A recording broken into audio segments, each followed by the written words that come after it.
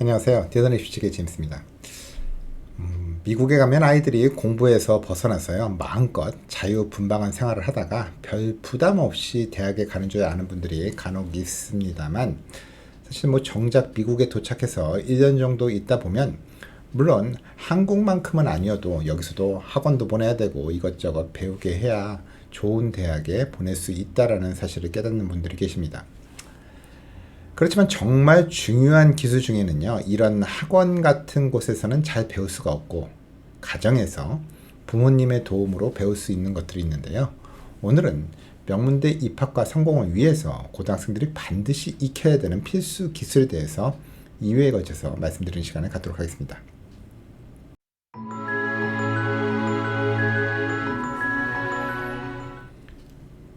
여러분들은 혹시 하드 스킬 또는 소프트 스킬이라는 용어를 들어보신 적이 있나 모르겠습니다. 사실 이 용어는요, 경제 용어로서 기업이 채용 과정에서 구직자들이 갖추기를 원하는 능력입니다. 여기서 하드 스킬이라고 하는 거는요, 직무에 필요한 기술을 말하고요, 외국어라든지 컴퓨터 또는 직무 관련 특정 지식 등을 말하고요. 이에 반해서 소프트 스킬이라고 하는 거는요, 모든 직무에 적용이 되는 대인 커뮤니케이션이라든가 적응 능력, 팀워크, 갈등 해결 능력 등 다른 사람들과 협력하고 어려운 상황을 헤쳐나가는 데 필요한 기술을 말하고 있습니다. 이 두 가지 다른 기술들은요, 상당히 달라 보이지만 둘 다 모두 잘해내야지 그 업무 성과를 낼 수 있는 것이 사실이고요. 이에 따라서 기업들은 이 두 가지 스킬을 골고루 잘 갖추고 있는 구직자를 찾기 위해서 여러 방법을 모색하고 있습니다만, 사실 구체적인 치수로 그 수치로 나타낼 수 있는 하드 스킬과는 달리 소프트 스킬은 측정하거나 정량화하기가 어려운 면이 있습니다. 단순한 구직을 위해서만이 아니고요, 그곳에서 성공적으로 성장해 나가기 위해서 반드시 필요한 기술이 이 소프트 기술입니다. 전문 지식을 자랑하고 안정적인 직업으로 인식을 해온 IT 기업들도 사실 지난 몇십 년간 수많은 대량 해고는 꾸준히 이루어져 왔는데요. 그런 환경 속에서도 살아남아서 승진해온 사람들은요, 대개 소프트 스킬 능력이 뛰어난 사람들이라는 게 증명되었습니다. 오늘 제가 이런 말씀을 드리는 이유는요, 이 소프트 기술은 최소한 고등학교 때서부터 개발이 되고 연습이 이루어져야 되고요. 또한 대학 입시와 관련해서도 입학 사정관들은 학생들이 지금까지 해온 여러 활동들에서 이러한 소프트 기술이 발견되는지 관찰하고 평가하기 때문입니다. 그렇지만 이러한 소프트 기술의 중요성은 단순히 대학 입학 사정관들의 체크리스트에 있기 때문만이 아니고요, 사회생활의 필수적인 생활 기술이라는 점에서 아주 중요성이 있다고 말할 수가 있습니다. 고등학생들의 소프트 기술은 다른 사람들과 어떻게 상호작용을 하고 다양한 환경에서 나타나는 문제들을 어떻게 해결을 하는지 그 방식에 따라서 관찰이 될 수가 있습니다.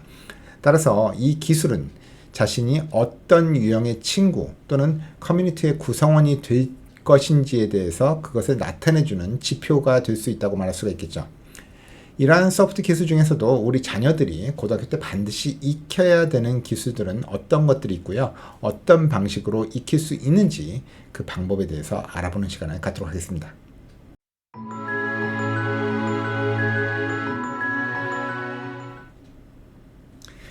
여러분들의 자녀들이 미래에 어떤 직업을 선택하든 관계없이요, 그리고 직장에서는 물론이고 개인 생활에 있어서도 가장 중요한 기술 중에 하나는 커뮤니케이션 스킬, 즉 의사소통 기술입니다.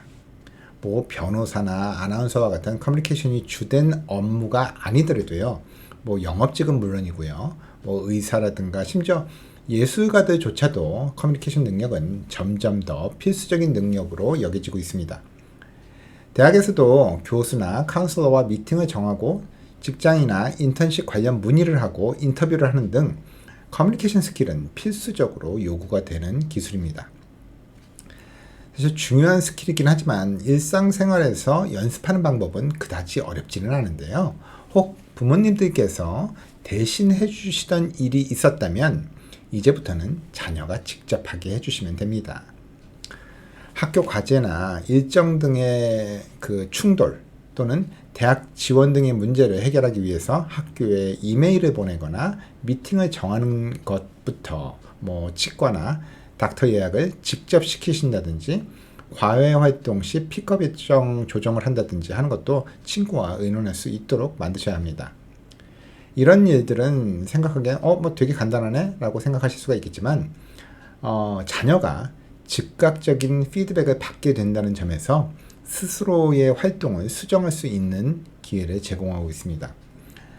간단하게 병원 예약만 하더라도요, 예전에는 부모가 정해서 대충 따라가기만 하면 되었지만요, 실제로 해보면 병원의 스케줄에 맞춰야 해서 원하는 시간 예약이 잘 안 되는 경우도 많고, 또 자신과 부모의 일정을 모두 조정을 해야 한다는 사실을 깨닫게 되죠.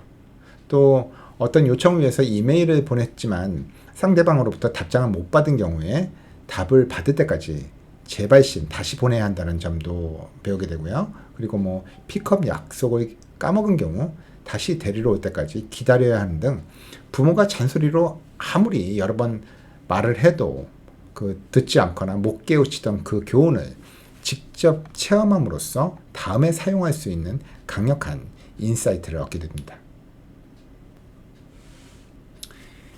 여러분들은 직장 상사나 다른 사람들로부터 여러분들이 한 일에 대해서 안 좋은 평가를 받아보신 일이 있습니까? 또는 여러분 딴에는 동료를 걱정해서 진심으로 조언을 해줬는데 상대방이 고마워하기는커녕 섭섭해하거나 화를 내던 그런 경험을 하신 적이 있나요? 사실 피드백이라고 하는 것은요, 앞서 말씀드린 커뮤니케이션 스킬에 속합니다만 상당히 중요한 가치가 있어서 따로 말씀을 드리게 되는데요. 이 피드백 기술은 자신의 일을 좀 더 발전적으로 보완을 하고 완성시키기 위해서는요, 반드시 필요한 기술이고 기업들도 성과에 대한 피드백을 받기 원하는 직원들을 선호한다라는 그러한 조사들도 있었습니다. 어린 자녀들에게 이러한 피드백 스킬을 가르쳐 주기 위해서는요, 부모님의 역할이 매우 중요합니다. 사실 좋은 말로 피드백이지 지적질로 들릴 수 있는 이 피드백을 자발적으로 좋아하는 것은 쉬운 일은 아니죠. 따라서 부모님들은 우선 아이들이 피드백 받기 전에 긴장되고 상당히 복잡한 감정이 든다라는 사실을 이해를 시켜주셔야 합니다. 어이씨, 왜 나한테만 이러는 거지? 그건 그런 의미가 아닌데 왜 알지도 못하면서 지적이지? 등등 피드백을 듣다 보면은 섭섭하기도 하고 울컥하기도 할 수가 있죠. 그렇지만 피드백 스킬을 완전히 익히기 위해서는요, 학교에서든 집에서든 아니면 어떤 장소에서건 피드백을 받을 경우 즉각적인 반응을 하지 말고 일단 한 템포 쉬게 하는 게 중요합니다.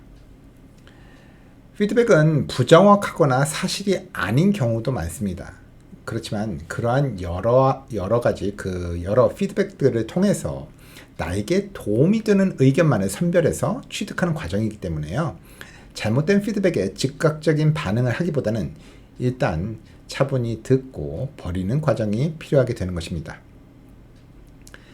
또한 부모님들께서 자녀들에게 피드백을 해주실 때는 부모님의 개인적인 느낌과 경험에 따른 의견임을 초점에 두고 말씀을 해주셔야 됩니다. 예를 들자면요, 이 부분을 그런 식으로 설명을 하면 안 되지, 그렇게 하니까 이상하게 보이는 거 아니야? 이런 식으로 말하기보다는요, 아빠 개인적인 느낌일 수도 있는데 나한테는 이 부분이 조금 이렇게 들려. 물론 나와 다르게 생각하는 사람들도 있겠지만 말이야, 네 생각은 어떠니? 이런 식으로 옳고 그름을 판정하기보다는요, 하나의 또 다른 의견을 편견 없이 받아들이는 연습을 시켜주셔야 합니다. 세 번째로 고등학교 때 배워야 되는 중요 기술은요, 사회성, 즉 대인관계입니다. 상당히 많은 아이들이 고등학교 때는 자기 방을 가지고 생활을 했겠지만 대학에 들어오면은 일부 추가 금액을 내고 싱글룸에 사는 경우도 있겠습니다만 대부분은 룸메이트들과 함께 살죠. 따라서 다른 사람들과 공간을 공유하는 법을 배우는 것은요, 매우 중요한 기술이 될 수가 있습니다. 뭐 집에서 하던 대로 투고에서 먹던 그릇과 컵은 책상 위에 쌓여 있고 방 한가운데 빨래가 산처럼 높게 쌓여져 있다면요. 룸메이트와의 관계는 악화 일로에 계속 들었을 것입니다. 뭐 단순히 룸메이트 문제뿐만이 아니고요. 이제 우리 아이들은 대학에 들어와서도 새로운 친구들과 새로운 과외 활동에 참여하는 등 사회성과 대인관계는 반드시 익혀야 하는 기술이라 할 수가 있겠는데요. 자, 그럼 그것을 어떻게 익히고 연습할 수가 있을까요? 우선 고등학교에 들어가게 되면요. 어떤 형태로든 엑스트라 커리큘러 활동과 봉사 활동에 참여하도록 유도하시기 바랍니다. 전반적으로 특정 활동에 깊이 관여하는 학생들의 경우에 나중에 다양한 다른 학생들이나 멘토들과 일할 기회가 많다는 것을 이미 저희들은 많은 경험을 통해서 보아왔습니다. 또한 이미 하고 있는 활동 중에 한두 가지에 있어서 리더십 포지션을 맡을 수 있도록 격려해 주시기 바랍니다. 단순히 뭐 대학 원서에 리더십이 요구되기 때문만은 아니고요. 이러한 리더십 역할은요, 10대들에게 새로운 시각과 관점을 제공함과 동시에요, 다른 사람들과의 상호작용을 배우는 데 있어서 탁월한 면이 있습니다. 이 외에도 가능하다면 파트타임으로 아르바이트를 해볼 수 있도록 권유를 해보시기 바랍니다. 그까짓 몇 푼 번다고 공부 시간을 방해하고 싶지 않다고 말씀하시는 분들도 계시지만요. 사실 이는 돈 때문만이 아닌 직장 상사나 동료, 손님 간의 상호작용을 통해서 전문적인 에티켓과 대인 기술을 배울 수 있는 좋은 방법이 될 수 있기 때문입니다. 뭐 간혹 학생들 중에 보면은 자신의 미래 전공과 관련된 일은 거의 기회가 없다라고 불평하는 친구들이 있는데요. 사실 이런 일들은 대학에서 배울 미래 전공과 관련될 필요는 전혀 없습니다. 비록 뭐 음식 포장을 한다든가 커피숍에서 일하면서도요, 거기서 엄청난 가치와 새로운 관점을 갖게 되는 친구들을 많이 보아왔습니다. 지금까지 명문대 입학과 성공을 위해서 고등학생들이 익혀야 되는 필수 기술들 중에 커뮤니케이션 기술과 피드백 기술, 그리고 대인관계 기술에 대해서 알아보는 시간을 가졌는데요.